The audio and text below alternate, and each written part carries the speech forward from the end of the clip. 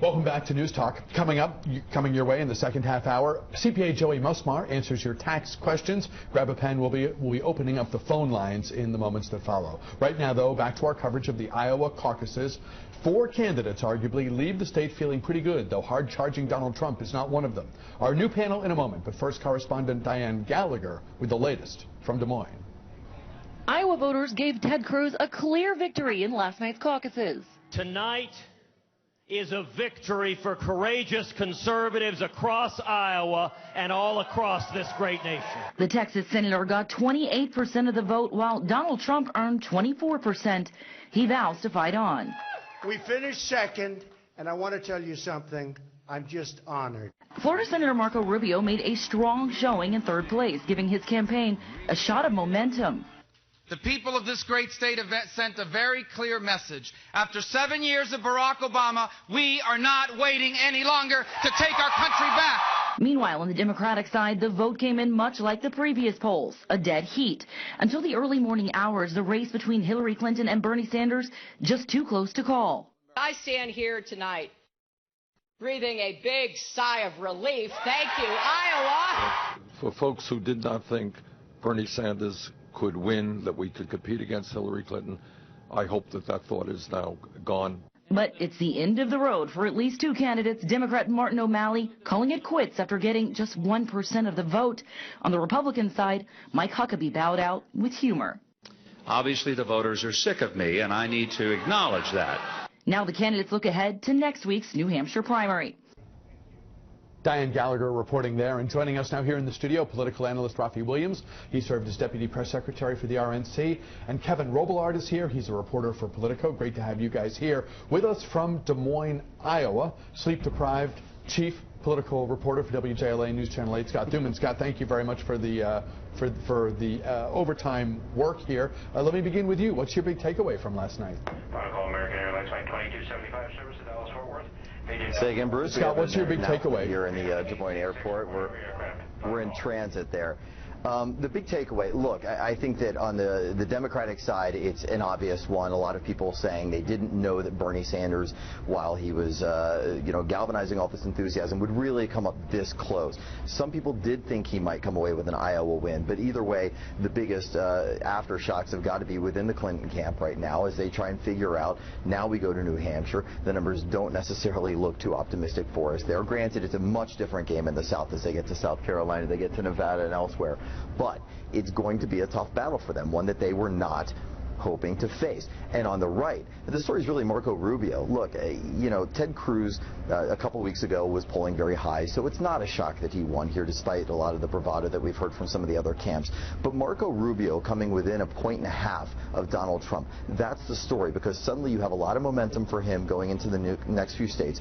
And the RNC is very happy to point out 2 things this morning, Bruce. One, you had huge voter turnout, about 180,000 in Republican caucuses. Very, very large compared to what they've seen historically. And then secondly, they go, look at the top 3. We've got 2 Hispanic Americans, 2 Cuban Americans in the top 3. And they say that is a statement for what this party's about now.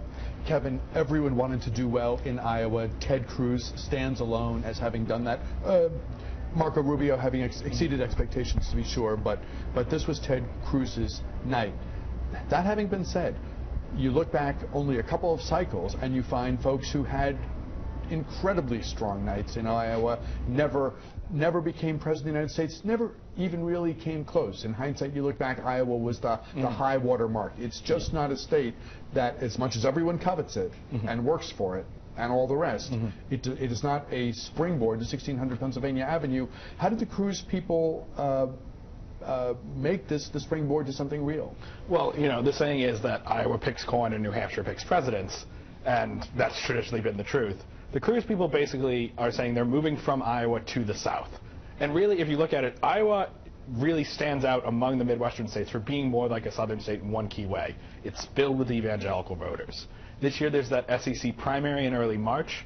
That's where Cruz's team really thinks they can sweep up huge number of delegates. He spent a lot of times in those states, and that's Louisiana, Alabama, Mississippi, Arkansas. He spent a lot of time in these states, and that's where they think they can turn the momentum that they're going to get from Iowa into something really real. The idea being time is precious. New Hampshire's not likely to be a cruise state. Skip it and sow seeds elsewhere. Yeah, and I think even South Carolina is a state they're definitely playing in, but they're not placing as much emphasis on it as they, say, did on Iowa. Rafi Williams, were you surprised that the big Donald Trump crowds and all that perceived momentum didn't translate in? I mean, second place isn't bad, but it's clearly not what he envisioned for himself, and it's not what most of the political class would have predicted. Well, the thing is, when you come to caucuses, it's all about organization. It's all about the ground game, and Trump never invested in those kind of things. And so you talk to people on the ground, they were saying, I've heard from Trump, I've heard from Cruz, I've heard from Rubio, I haven't heard from Trump. And so really, his failure there was not too surprising, but he still finished second. It's not a bad finish for him in a state they didn't think he was going to win to begin with. Scott, does Donald Trump put his focus on New Hampshire now and hope that the second place showing in Iowa becomes soon a distant memory, or could this be wounding, this underperformance by Donald Trump? Yeah, well, look, I mean, he's definitely licking his wounds. He probably won't admit that, but he's going to go into New Hampshire and think that with these numbers that he's seen over the past few months, that he still has plenty of opportunity here to get this nomination. But it is a chink in the armor. So much, and Bruce, we've talked about this multiple times on your show, politics is optics. And when something looks bad or it starts to feel bad to the general public, that's when it can sway momentum and votes. Now, Kevin pointed out, you pick Cornyn in Iowa, you pick presidents in New Hampshire. There is some truth to that, but also keep in mind, no presidential nominee has finished outside of the top 3 in Iowa, so it does matter. It does set a tone for the rest of the campaign, and that's why you have to do well. That's also, though, why you look at what's happening on the right and all these candidates that are nowhere near the top 3, and you say, how did this happen? Look, 9 months ago, everyone was lamenting the fact that we would have this Clinton and Bush rematch, or the dynasty names were the ones that were going to end up on the ticket in the general election.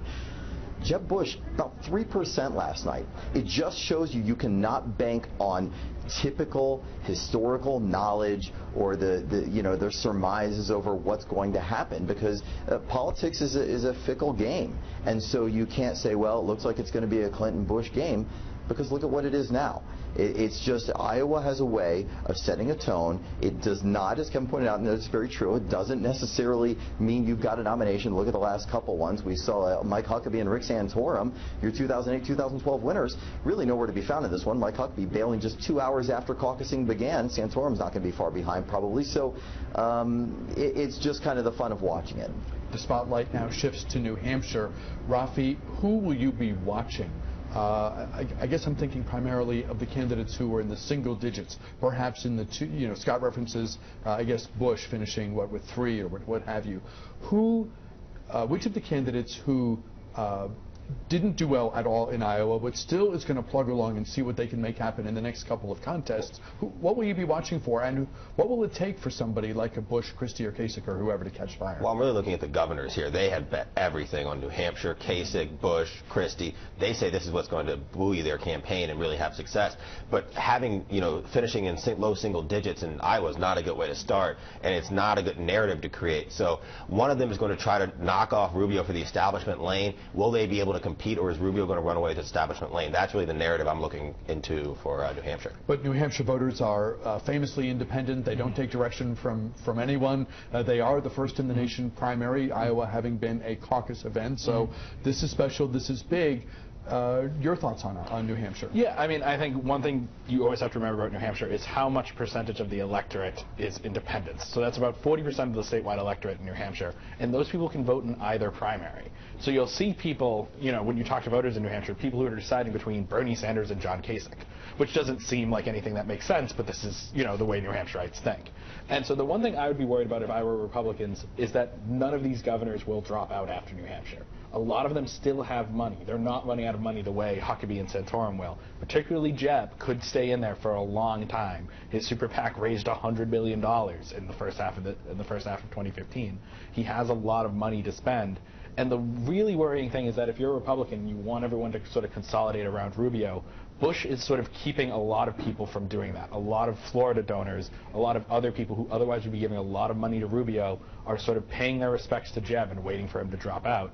And if Jeb finishes fourth and somehow has, you know, a reason to keep going into South Carolina and Nevada, that could really be a problem for Rubio. Scott, with the focus and the action shifting to New Hampshire right now, Bernie Sanders is expected by everyone to do very well because he's from a neighboring state. He's so well known, and he probably fits with the makeup of the Democratic primary electorate in the state of New Hampshire. But for Hillary Clinton, does her showing last night kind of reinvigorate the notion of a glide path to the nomination? Well, I think that, look, obviously within the Clinton camp right now, they're scratching their heads a tiny bit. They knew that the race had been tightening. They knew that this was just one state, and if it didn't fare well for them, they were going to continue on a very solid path. They have an amazing infrastructure. And look, it's one that was established back in 2006, if you think about it. Before the 2008 race, they started putting together some of these grassroots efforts, and they now are looking at that blueprint that they've analyzed a million times between then and today, and they're continually tweaking it and improving it. And they're going to have states where they have a fantastic showing, as pointed out by Jim Moran. In the South, they're going to do very well compared to Bernie Sanders. So they're not panicking, but they clearly have to be a bit disappointed. Now, I just spoke with somebody within the camp. They're talking about how in states like Virginia, of course a purple state, a swing state these days, how they're putting together a big effort there, and we're going to unveil some of that later this week. So, you know, concern, not panic. That's what you would say happens within the Clinton camp. But, you know, Iowa's just such an interesting notion. I know you talked about why Iowa goes first and how people complain about it. It really only represents 1.5% of the general population, right? And certainly the demographic makeup and the lack of diversity doesn't represent the rest of the country. So it's just kind of funny that you come out of here, there are headlines declared, newspaper headlines, winners and losers, and it's just one tiny little vote compared to the rest of the nation. But you've got to have the fundraising, you've got to have the backers, you have to have the supporters. If you didn't have a good showing here, you don't have one in New Hampshire, those dry up pretty quickly. We only have about a minute left. A number of the, quite a bit of the analysis that I saw last night pivoted back to the first debate and that answer that Bernie Sanders gave on stage when the question of Hillary Clinton's emails came up. And he was pretty gracious. It was not a go for the jugular moment, even though the opportunity arguably was there. He threw a lifeline with that now sort of infamous quote, Kevin and Rafi, you know, I agree with the public. We're sick of hearing about your damn emails.